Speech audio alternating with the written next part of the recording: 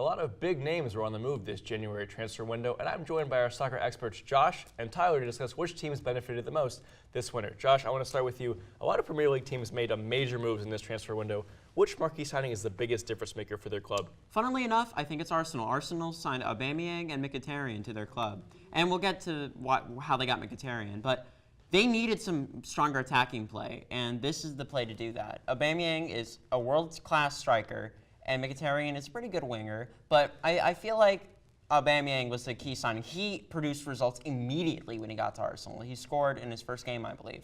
And with Aubameyang, I think he has the pace and he has the striking power to get Arsenal goals quick, and that's what they needed. Lacazette's a great striker, but I think Aubameyang was just that extra push that they might need. There's one problem with the Aubameyang signing, though. He can't play in the Europa League for Arsenal because of his previous tenure with Borussia Dortmund, which is a big deal because there's a chance Arsenal may not finish in fourth place as they typically do, which means the only way they can get into the Champions League is by winning the Europa League. But if you're having your best signing not being able to play, that puts a serious damp on your ability. But speaking of players who can actually play in European competitions, I went with Olivier Giroud being picked up by Chelsea, which at first I thought was a weird pick. He's aging, he's not really a star, but then I thought about it a little bit more. Olivier Giroud as a sub has 17 goals over 3 years, and right now I see him as a temporary fit for an injured Morata, but this is a guy that has proven he can come off the bench. But here's the thing about when you sign a striker. You don't want to sign somebody that goes off the bench, at least at first. But the thing about Olivier Giroud, right?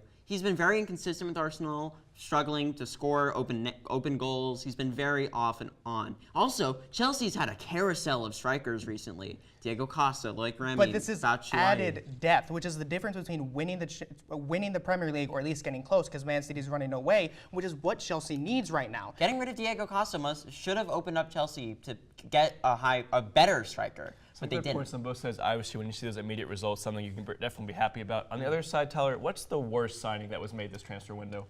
My pick for worst signing is actually kind of a 2-for-1, but it still involves the same club. Manchester City picking up Jack Harrison from New York City FC and Mix Diskerud, a U.S. men's national team dropout from Sweden. And the only reason why this pick is even happening is because Manchester City is just trying to balance the books. It's the worst type of signing. It's the reason why money is ruining football. They're not actually going to play Jack Harrison. They loaned him out immediately to Middlesbrough, and Pep Guardiola didn't even know his name in an interview.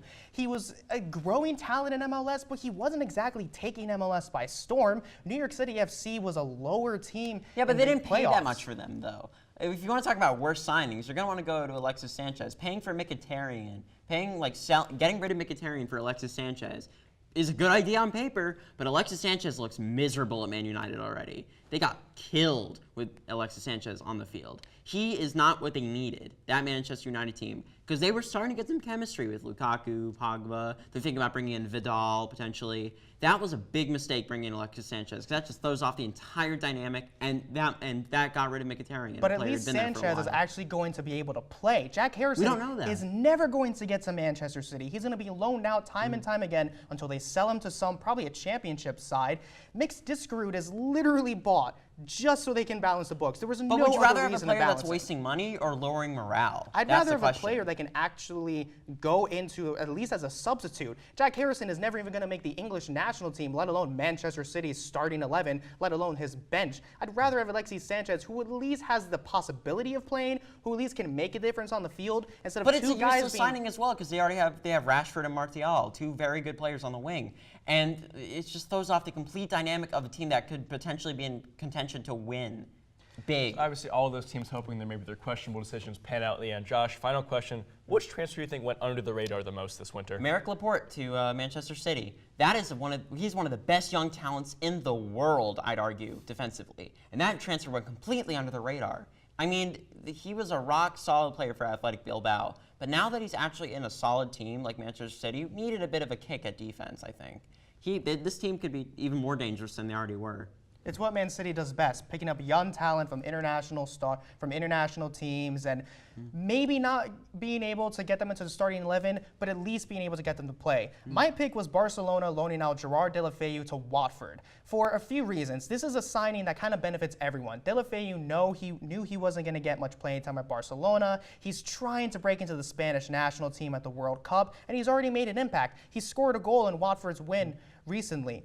And Watford is in a very precarious place in the Premier League right now, mid-table obscurity at 11th. They're trying to break through, and I think Deulofeu can be a difference. He's an experienced player. He's played with Barcelona for a few years. But so is Laporte. He's played in key competitions for Bilbao. He was the best player on that team, you could argue. And the thing about Laporte as well, he's not like Eric Mangala, a really talented French defensive player for Man City who ended up not playing up to his potential. Laporte has proven that he can play in big games. So he is exactly what Manchester City needs. Maybe pair him up with John Stones, and you've got potentially one of the best young defensive duos in the world. But think of the games that Bilbao plays in and the games that Barcelona plays in. Deulofeu has been in Barcelona games. Yes, but Barcelona is bigger. Some bad moves made. Only time will tell for some of them. But that is all the time from here at One-on-One Sports. Be sure to check us out on all of our social media platforms. From all of us here at the studio, whose side are you on?